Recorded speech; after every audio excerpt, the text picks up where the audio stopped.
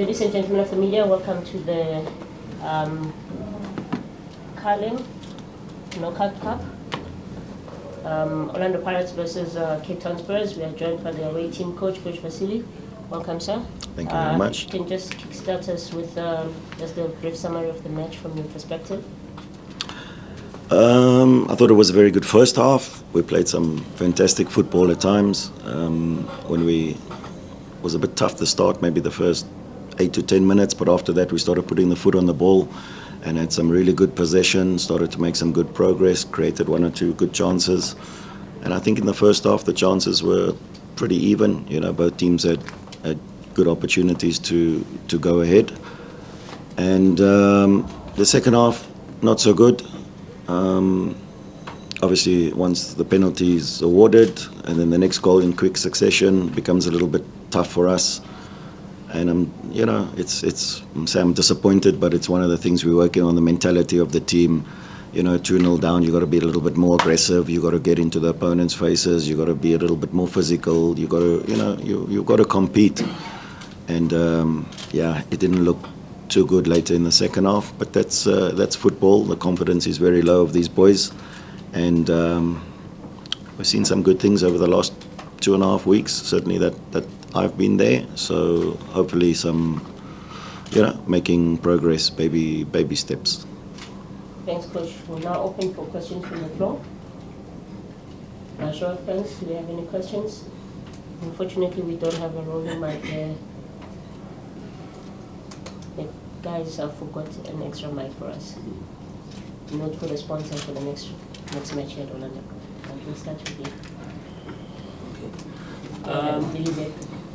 We'll shout. Please, we appreciate. Yeah, thank you, Coach. Very from SAUC. Look, how do you look at this? In fact, at this loss,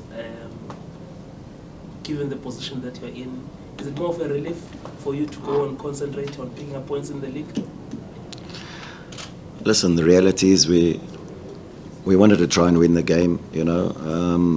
We need it because we need a change of fortune. We need to put the belief back in the boys again. So it's not so much of a relief. What it is it's another loss.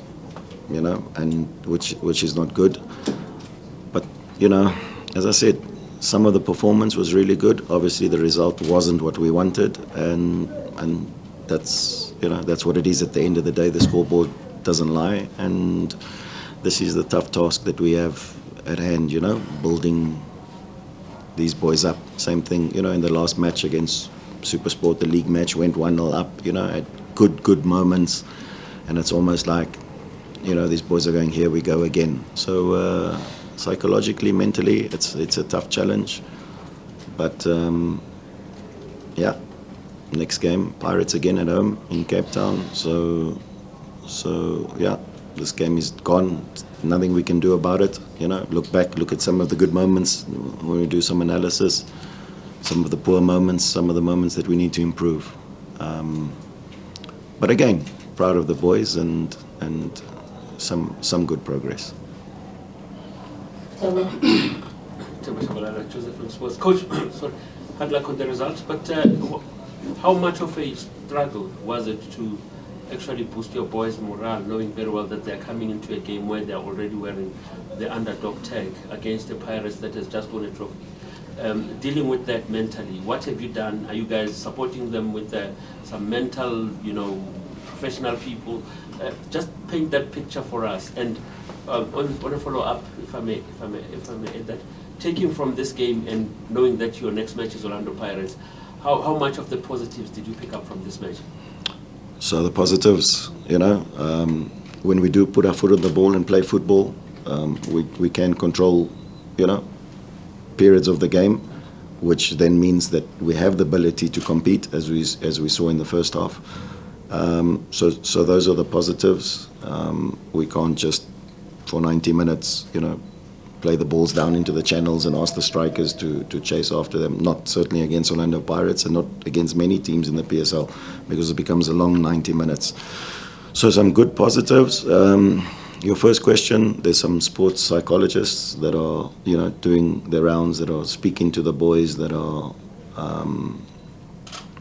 trying to get them to open up. We're certainly doing that. We're having a lot of one-on-one meetings. There's a lot of, trying to get to know the boys, trying to see what makes them tick. We had a small team building, but even that was, it was just very short, and we don't have the time. We haven't had the time. We've tried to put a lot of effort on the training pitch and have double sessions, and whether they're both on the pitch or video analysis, or because the reality is that the interim head coach, which is the technical director, Sean O'Connor, he wants to play in a little bit of a different way, and it takes time to play that way. It's not like you have a pre-season or you have a January break where you really got time to work these things out.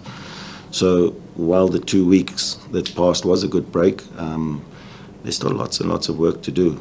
And I think what we can see is the difference between the PSL and the First Division is very, very big. And me, of all people, know that from my time at Richards Bay, So yeah, we just got to keep working, keep encouraging, keep getting, keep getting them to believe. And if there are one or two gems, free agents out there that we can approach, well, that's what we have to do. Speaking of gems, you had a gem. Sorry, I was saying you spoke of gems and you had a young gem come on, Luke Bartman. Can you maybe talk to us about the performance that he had? And he's done well in the Diski Challenge. Are we going to see more of him on Top Line Football? Yeah, I'm glad you picked him up. He's a special kid. I arrived, as I said, just over 2 weeks ago, and everything I've read and heard about this kid, and he's scoring hat-tricks in the DDC. And we saw him training one morning in the school holidays with the DDC team, and we just brought him across to the first team, and we just, asked him to join us, and he just fitted in so well, And there's a lot of those gems, we speak about Mofokeng, who's at Wolves, and we're certainly looking at something, hopefully overseas for Luke, because he's special. He plays in the under-17 national team, if I'm not mistaken, and he's just a good kid, and we've got to give them a chance. Probably not the best opportunity for him to come in at 2-0 down, but also sometimes, you use those moments to let him get a feel of it, and he certainly didn't look out of place. Coach, how far is Surprise Ralane's deal? Are we going to see him in the next match? I hope so. That's another gem. Despite his age, a fantastic player, something that we don't have in the squad, and someone that we can believe can bring a little bit extra onto the pitch, certainly in the changing room. From when he walked into training the other day, he's only had one session for us, and then he went for a medical. So, from the time that he's arrived in the building, there's been a good response, and that's also what we want to see. So I don't know how far it is. Hopefully, the negotiations can be concluded soon, but we'd definitely love to have him as soon as possible. Coach, just back to the game, you spoke about the positives earlier. Where do you think you lost it maybe in the second half? Where do you think you lost the grip of the game, especially after that positive first half? The penalty incident took the stuffing out of us. And then the quick, second goal.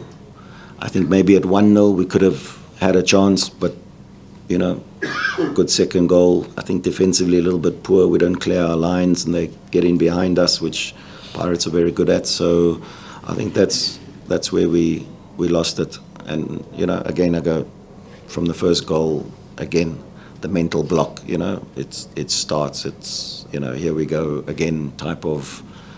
So that's certainly where we lost it in the second half. Coach, week in, week out, doom and gloom for your club. I think you need divine intervention or lady luck. It's nice and positive, doom and gloom. At this stage, we need Jesus. So yeah, maybe divine intervention, maybe a bit of lady luck, maybe a little bit of belief. So yeah, let's see. Final 3 questions. Coach, I think we'll all agree that the youth way is the best way. But looking at your situation where you are now, do you think with these kids, you are largely a young team, will it be sustainable in the long run with these kids to stay in the league and obviously, with respect, but I don't think you can compete for the league, but to stay in the league and maintain the status? Yeah, it's very difficult for them. You're 100% right. The pressure is immense for them. They are not used to it. But that's the model of the club. Develop the players, try and get them in. But certainly there needs to be the right balance, and I think that balance is a little bit out of tilt at the moment. And that's why if there are 1 or 2 free agents that can make a difference. We also need to be realistic and say who is available, can we get them now? Because you don't want to get to January and then it's too late, So, yeah, it's very difficult for the kids. But listen, when it does turn, I think it's going to make them, this kind of experience for them, make them better players.